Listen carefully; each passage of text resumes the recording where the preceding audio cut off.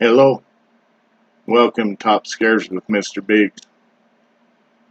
This video I have two stories from Maine that'll definitely get creepy out.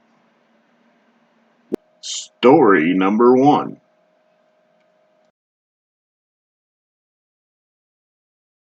The Dark Shadows Mansion had always been a source of fascination and fear for the people in the small town of Widowdale.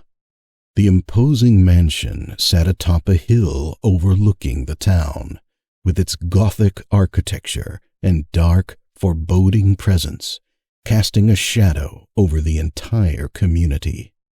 No one had lived in the mansion for as long as anyone could remember, and yet strange things were said to happen there. People claimed to see dark figures moving in the windows at night, and some even reported hearing the sound of faint whispers coming from inside.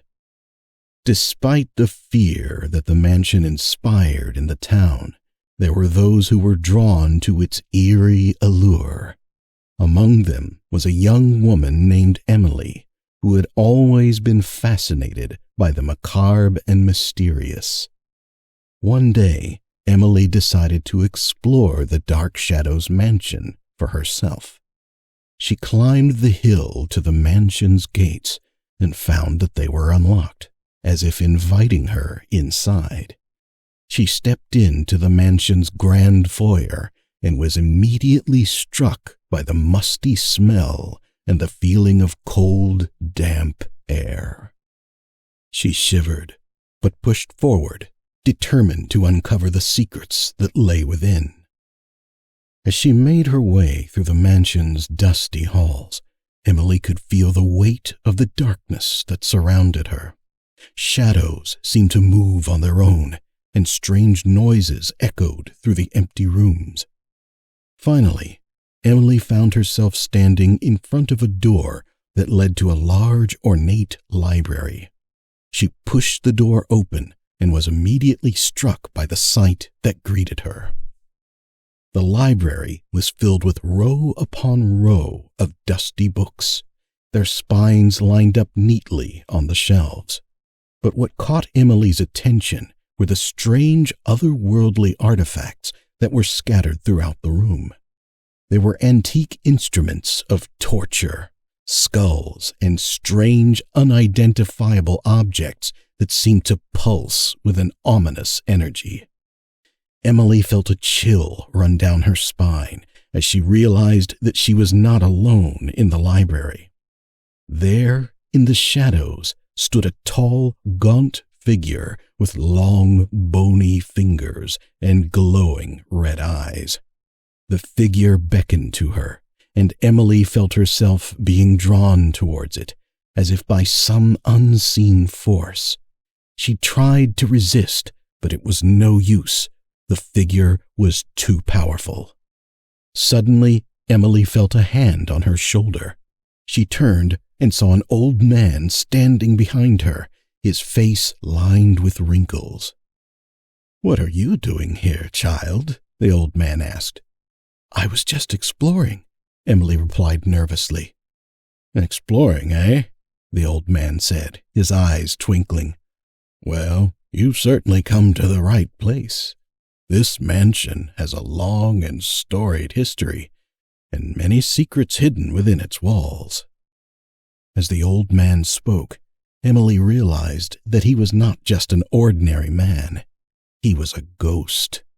And not just any ghost, but the ghost of the mansion's former owner, a wealthy and powerful man who had dabbled in dark magic and the occult.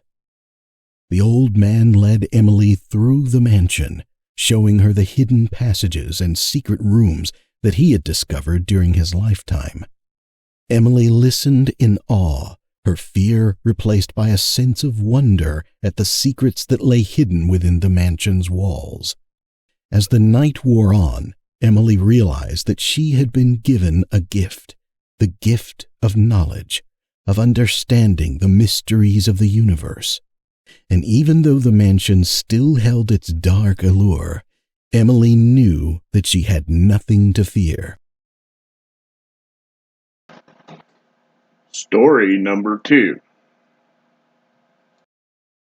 On a clear and calm summer night in Booth Bay Harbor, the sea was a shimmering black expanse that stretched out to the horizon.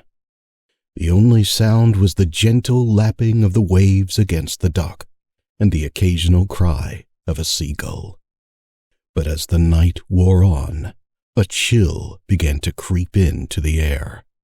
A thick fog rolled in from the sea, obscuring the horizon and blanketing the harbor in a ghostly mist. It was then that the first reports came in. The fishermen who were out on the water that night claimed to have seen something strange in the fog, a ghostly apparition of a ship sailing silently across the water. At first, the reports were dismissed as the product of overactive imaginations, but as more and more people began to report seeing the ghostly ship, it became clear that something strange was happening in Booth Bay Harbor. The ship was said to be a 3-masted schooner, its sails tattered and torn, its hull battered and weathered by years at sea. It sailed across the harbor without a sound, disappearing into the fog as suddenly as it had began. Over the years, many people tried to find an explanation for the ghost ship of Booth Bay Harbor. Some said it was the spirit of a long-dead captain doomed to sail the seas for all eternity. Others claimed that it was a ship that had sunk long ago, its crew still trapped aboard. But the truth was even stranger than anyone could have imagined.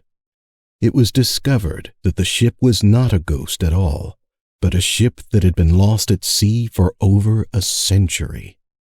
The ship was the Addie M. Anderson, a 3-masted schooner that had sailed the coast of Maine in the late 1800s. It had been caught in a storm off the coast of Booth Bay Harbor and had run aground on the rocky shoal.